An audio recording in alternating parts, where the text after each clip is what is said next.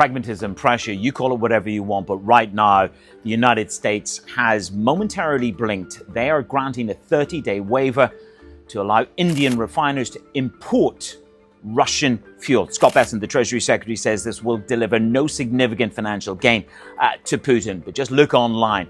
This is essentially a clear win for Putin, is the sentiment. Javier Blas, the well-known columnist over at Bloomberg, says this is a Trump taco on Russian oil sanctions. For me, the interpretation is this. This is a very public band-aid being put across a pretty tight market, and it will grasp at any relief straw it can get its hands on. RBC put this in context.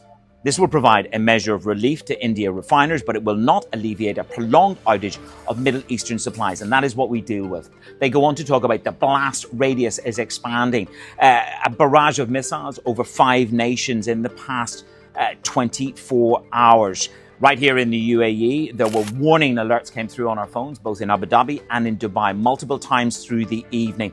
Storage facilities in Fujairah, we also understand, have taken a hit.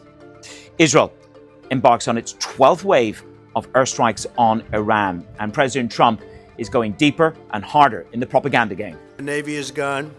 24 ships in 3 days. That's a lot of ships.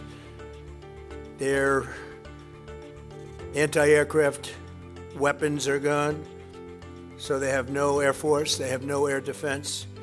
All of their airplanes are gone. Other than that, they're doing quite well. I said, what's left?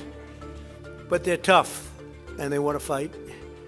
And they're calling, they're saying, how do we make a deal? I said, you're being a little bit late, and we want to fight now more than they do. Key phrase there that the president used was, they asked how to make a deal. That has been flatly rejected by the Iranians. The foreign minister, Abbas Araghchi, says no request has been made for a ceasefire. No request has been made for negotiation. And this is the Secretary of War, Pete Hegseth, in the United States, makes it clear there is no defined end game here. There is no timeline to it, and there is no emphatic view on what real resolution is. The people I speak to here in the UAE and around the region, there is a sense of weariness and a lack of clarity, a lack of negotiation, and a lack of a sight of an endgame. I'm Manus, Cranny for The National.